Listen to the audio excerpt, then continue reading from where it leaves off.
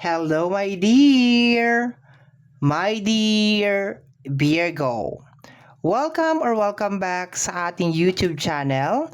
My name is RJ, your tarot card reader.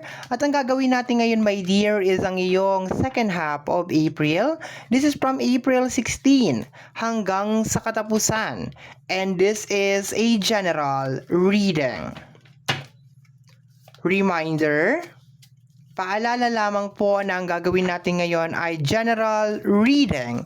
So, hindi po ito 100% na magre-resonate para sa ating lahat. So, please, my dear, lower your expectation pagdating po sa mga general reading. Gusto ko rin po kunin itong pagkakataon na ito na magpasalamat doon po sa mga patuloy pa rin na nag-aabang at naghihintay ng ating mga readings, ng ating mga upload. Maraming salamat po. And gusto ko rin pong kunin itong pagkakataon na ito na magpasalamat doon sa lahat na nag-avail ng ating private reading kasi starting nung March 13 at mag-e-end na po nitong itong parating na March 13, 2026, mag-e-end na po yung ating 40% discount. So maraming salamat po sa suporta na pinakita po ninyo sa ating pong promo. Maraming salamat po talaga, nakakataba po talaga ng puso. Pero marami pa po akong hindi nare-replyan. Marami pa po akong hindi nasasagot na mensahe. So, wag pong mag-alala. Basta po hindi umabot ng April 14 yung message mo, covered ka pa rin o sakop ka pa rin ng 40% discount. Okay? Uulitin ko. Basta hindi umabot ng April 14. Kasi April 13, tapos na po yung ating promo. So, pag yan ay umabot na po ng April 14, regular price na po yan. Wala na pong discount. So, dun po sa mga nag-message sa akin na pumasok po before April 13 at saktong April 13, huwag pong mangamba kasi maski late kitang ma-replyan, covered ka pa rin or sakop ka pa rin nitong ating 40% discount. Okay po ba yon? Okay, so let's go na tayo, my dear Virgo. Silipin na natin yung iyong second half of April. Second half of April para sa ating my dear Virgo. Let me see what is going on.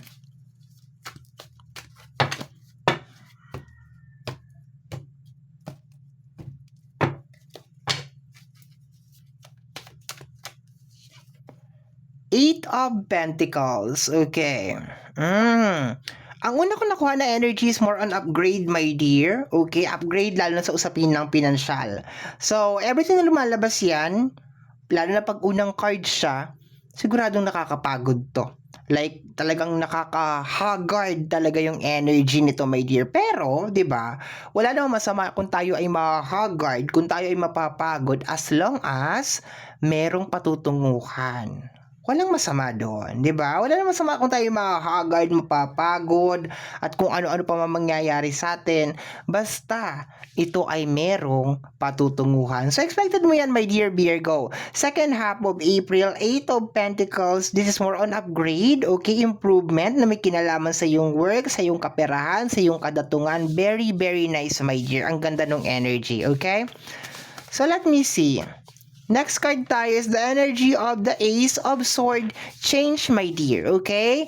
So, this is more on changes na may konting sakripisyo ang nakukuha ko, my dear, sa energy ng Ace of Swords, okay? So, I think, or I can feel sa dalawang card na to na parang meron kang mga babaguhin sa iyong buhay.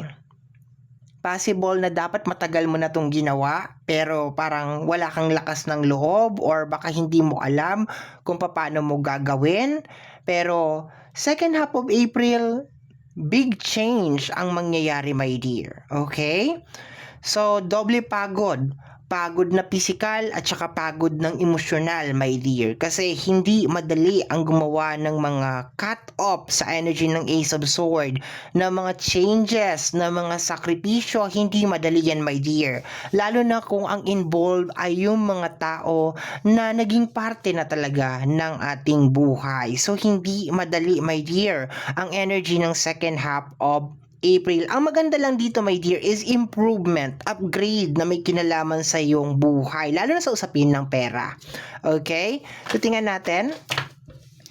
We have here the energy of the Queen of Cups. Okay, pagod ka nang maghintay. Yun na nakukuha ko dito.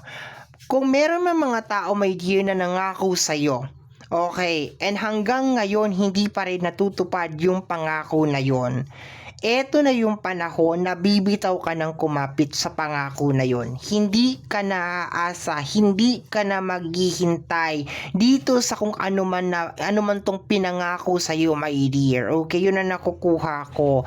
Parang pagod ka na parang umupo na lang at maghintay dito sa kung ano man tong pangako na dala-dala ng energy ng Queen of Cups. Meron ako nakukuha dito na parang promise, okay? So, ito yung mga panahon din, my dear, na parang bibitaw ka na dun sa mga promises, okay? Nabanggit ko na kanina, mga promises, mga pangako. The Three of Cups na magiging okay din ang lahat. Okay, you will take action, my dear. Ikaw na mismo ang magti-take ng action dito sa kung ano man to. For example, sa loob ng relationship, mayroong problema, hindi sinasabi ng partner mo, don't worry, everything will be okay, everything will be fine, ako ang bahala dyan. Ayan, 'di ba? Kung sa usapin ng relationship pa rin, pamilya at kaibigan, may nangangako sa iyo na hindi ko na uulitin, hindi ko na gagawin, pero 'di ba, paulit-ulit pa rin na ginagawa, repeated cycle. Nandun ka, my dear, sa moment na ayoko na. You will not tolerate, my dear Virgo, kung ano man tong nangyayari. And I have this very strong feeling, my dear, na nakukuha from the card na medyo matagal nang nangyayari ito. No? Parang nagpipikit, balikat ka na lang, okay? Or parang dinededma mo na lang, my dear, pero pakiramdam ko matagal nang nangyayari to. Kung hindi man to, my dear, konektado sa pangako, baka isang gawain ng isang tao, okay? Kasi ang Three of Cups is more on happy-happy, okay? Although nakukuha ko yung pangako na may kinalaman sa pagiging stable, na Virgo, magiging maayos din ang lahat, kaya natin to, or ganyan, or ganito. Pero possible na bad habit din ng isang tao na malapit sa'yo, okay?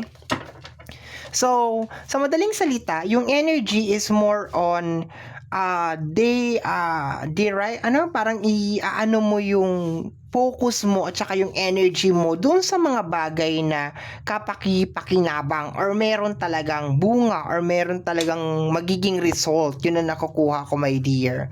Okay, ang lakas ng energy, paulit-ulit, pagod na akong maghintay, pagod na akong umasa, ayoko na, o kaya ako na ang gagawa ng solusyon, ako na ang re-resolba nitong kung ano man tong problema na ito, okay? May sakripisyo, my dear, hindi to magiging madali para sa iyo, pero dahil siguro sa nararamdaman mo na pagod, pagkainip, okay, o kaya sa kasinungalingan na paulit-ulit na lang, my dear, mapipilitan ka talagang gumawa ng mga desisyon na posibleng hindi mo naman talaga gusto. Okay? Clarify natin, my dear. Eight of Pentacles, additional cards.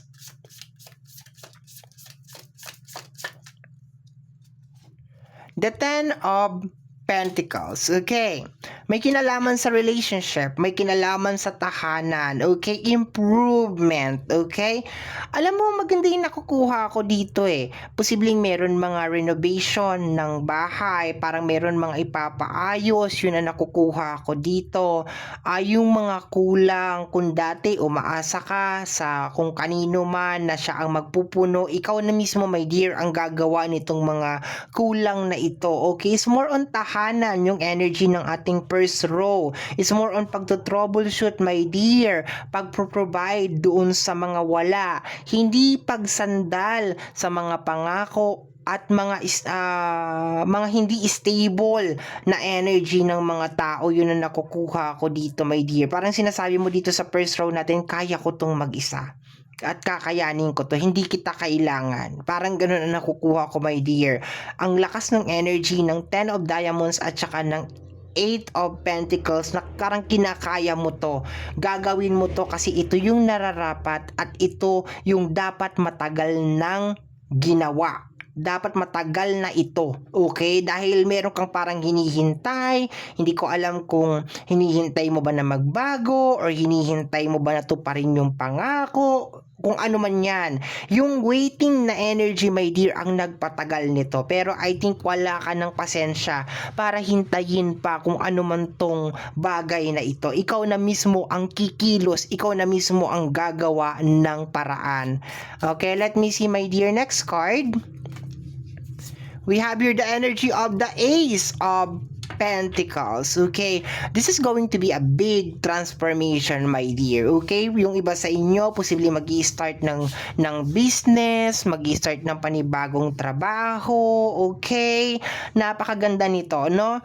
Gagawa ka ng mga decision. Possible din na baka this is the time na dati iniisip mo, ay ayoko mag-abroad or ayoko mag-extend ng visa ko, or dati parang gusto ko na kayong makasama, gusto ko na something na may kinalaman sa sakripisyo. Pero itong sakripisyo na to, my dear, is magdudulot talaga ng magandang result. Okay? So yun ang nakukuha ko dito. Isa din sa nakukuha ko, mas nanaisin mo pa na pagurin na lang ang sarili mo sa katatrabaho kaysa naman umuwi or makasama ang isang tao na walang paninindigan. Yun ang nakukuha ko, my dear. Parang meron akong energy na nakukuha na parang, ay, mas gugustuhin ko na lang na ito na lang ang gagawin ko kaysa naman makasama ka na wala ka namang isang salita. Yun ang nakukuha ko na energy, my dear. Maganda naman to. Maganda naman yung energy, my dear. Pero yun nga lang, medyo mabigat talaga siya. Kasi posibleng hindi mo naman talaga gusto gawin tong mga changes na to tsaka tong mga cut-off na ito. Pero yun nga, parang napipending ka kasi, my dear, eh. Like, napipending ka sa kahihintay, paulit-ulit na lang yung senaryo, wala namang pagbabago. Okay. Another Ace of Flowers or the Ace of Wands. This is energy of transformation. Wala ka nang hihintayin, my dear. Wala ka nang hihintayin na pabigat, wala ka nang babalikan. Yun ang nakukuha ko, my dear. Kung dati nagagawa mo na maski malayo na nalakbay mo, nangangalahati ka na ng biyahe, ay nakalimutan ko si ganito dahil masyadong tamad or ganito or ganyan, babalikan mo. This time, permanente, my dear, na desisyon ang gagawin mo. Wala ka nang babalikan. Ayaw mo nang balikan. Pagod ka nang maghintay. Pagod ka nang umasa. Ayaw mo na yung sitwasyon. Walang nangyayari. Ikaw na ang gagawa ng solusyon. Ikaw na ang magtatrabaho. And you are aiming for a stable energy, my dear. Okay? So, ang ganda ng energy, my dear. Ganda-ganda. Okay? Especially, my dear, kung nandun ka, my dear, sa mga sitwasyon ng third party, like for example, like hihiwalayan ko rin yung asawa ko, ikaw naman talaga ang mamahalin ko, yung mga ganon, you will not tolerate this, my dear. Hindi mo na ito tolerate to. Kung nandun ka rin, my dear, sa moment na parang yung partner mo is meron din mga third party affair, you will not tolerate it anymore. Ayaw mo na. Kung meron naman din mga ibang mga tao, my dear, na nakikisali or parang emotionally manipulated yung sitwasyon ng buhay mo, you will be cutting them off. It really doesn't matter kung anong placement nila sa buhay mo, kung matagal na kayong magkaibigan, kung best friend mo man siya, kamag-anak mo man siya, tsahin mo man siya, my dear, as long as nagkakos siya ng tensyon sa buhay mo, ikakat mo siya, my dear, ngayong second half of April. This is a fix na cut off. Ibig sabihin, walang kibuan, walang usap, as in cut. Ayaw mo na, pagod ka na. Okay?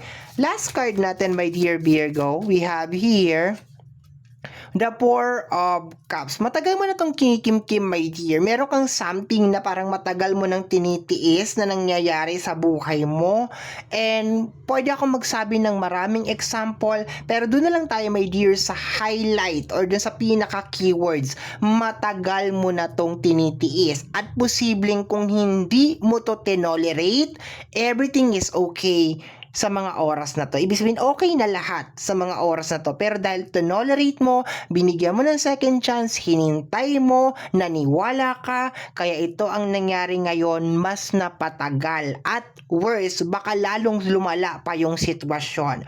But yung energy mo, my dear, second half of April, ayaw mo na. Pagod ka na, sawa ka na, ayaw mo na ng ganitong sitwasyon. Okay? So, my dear Virgo, ito ang nakita natin para sa yung second half of April. Lagi ko pong dasal at lagi ko pong dalangin sa ating buong may kapal na ang aking pong mga readings na ginagawa ay nakakatulong po sa iyo at sa ating lahat. And always remember, lagi po nating tatandaan na ang mga cards natin ay gabay lamang po. Tayo pa rin po ang gumagawa ng ating kapalaran. Maraming salamat po.